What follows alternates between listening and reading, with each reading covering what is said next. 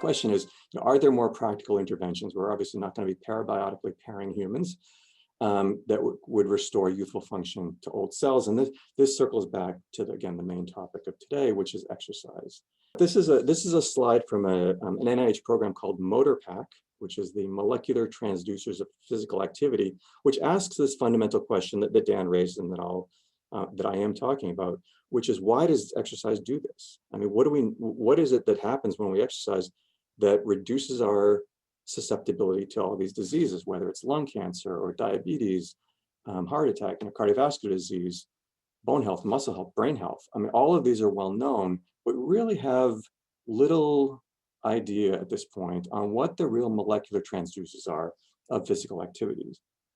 And this is actually, Dan referred to this, so this idea that muscle does not only move our body, move our joints, but it's actually a secretory organ. So muscle secretes things, and it secretes things locally, and it secretes things into the blood, these so-called myokines that Dan mentioned, that are these positive regulators of metabolism, but they have positive effects on fat, on liver, on pancreas, on bone. And so the question really is, are these myokines, are what's secreted by muscle, are these the mediators? And the more we exercise, the more positive things are secreted from our muscle, both locally and then into our blood, that might be mediating these beneficial effects.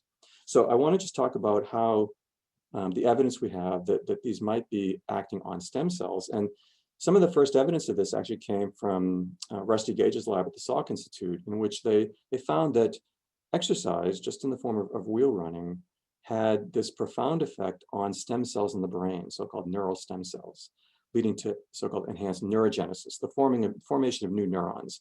And these are neurostem cells in the area of the brain that are important for learning and memory. And it was clear that exercise can stimulate these neurostem cells and this enhancement of learning and memory as perhaps one of the most profound things you can do to enhance brain stimulation and neurogenesis.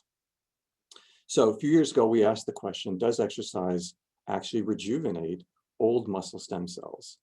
So the way we did this experiment is we put mice on one of these running wheels, and we exercised them for a few weeks. And then we, again, looked at their muscle injury responses. And this is work done by a former MD PhD student in the lab, Jimmy Brett, and a current postdoc in the lab, Marina Arjona. And what we found was really quite striking. So again, mice run on a running wheel for 3 weeks, and then we injure the muscle. And we measure on the y-axis here is just an index of the regeneration. So how well the muscles regenerate in young versus old mice. What was interesting is we then had some mice not exercise and some mice exercise. Exercise had very little effect on the young mice in terms of this muscle regeneration. But in the old mice, which have an impaired regeneration compared to young, exercise almost restored this regeneration back to a young level. So in a way, similar to what we saw with the parabiotic experiments. So clearly exercise was having this impact on this repair. And we looked at the muscle stem cells, and we asked, what are the genes that are turned on in these old stem cells in response to exercise? And this is just a complicated plot looking at lots and lots of genes. But what you see high up here, the gene that was the most highly induced in response to exercise is this gene, Cyclin D1, which is a very famous gene in terms of regulating cell proliferation and so-called cell cycle. So we ended up doing a lot of experiments, which I won't go into, in which we either reduced the levels of Cyclin D1, and we showed that impaired the ability of exercise to enhance muscle repair. So clearly, this gene, its induction is important for this exercise response. And equally importantly, if we maintain Cyclin D1 levels high in old muscle stem cells, we could enhance the repair of muscle in the old animals. So clearly, Cyclin D1 is playing a pivotal role in the stem cell population and in response to exercise.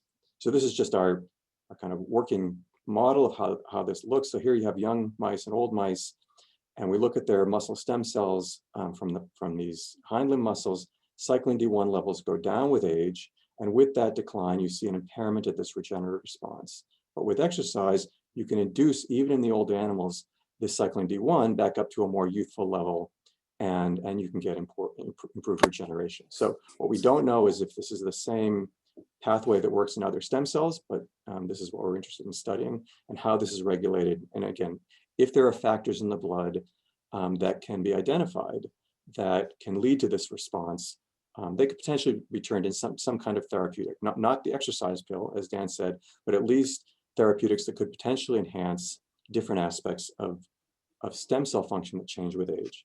So I'm just going to end with two more interesting pieces of data from these studies. And the first is something that will be familiar to anyone who trains and then stops training, and that is the effect of exercise is transient. We run these mice on a wheel for 3 weeks. And again, we're looking here at kind of a stem cell function. Immediately after 3 weeks of exercise, that function is improved.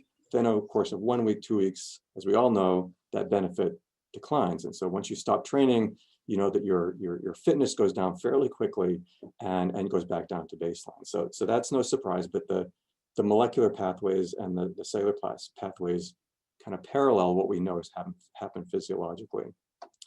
And then the last piece of data I want to share is if we took old mice and we transfused them with blood, either from another old mouse that had not exercised or from an old mouse that had exercised, we asked, what does the effect of those plasma transfers have on stem cell function? And what we found, this is just shown here on the graph on the right, is that the effects of transfer of plasma from non-exercised mice is much less compared to the exercised mice. So this just says that there actually is something in the blood of mice that exercise that can be transferred by a blood transfusion into another animal to produce the benefit of that exercise. Just confirming or supporting the idea that there are factors within the blood that are mediating this beneficial effect that potentially could be identified and could potentially be translated into some kind of therapeutic.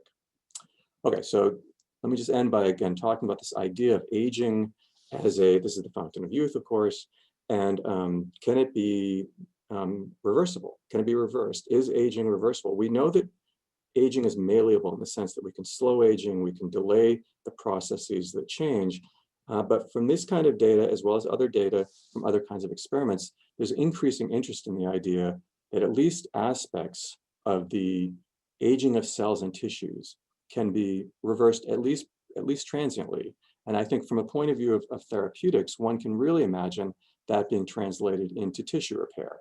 So the time of a bone fracture or the time of a skin wound, could you introduce some kind of therapeutic in this way that could restore youthful function to the older stem cells to enhance the repair, at least of that tissue during that time?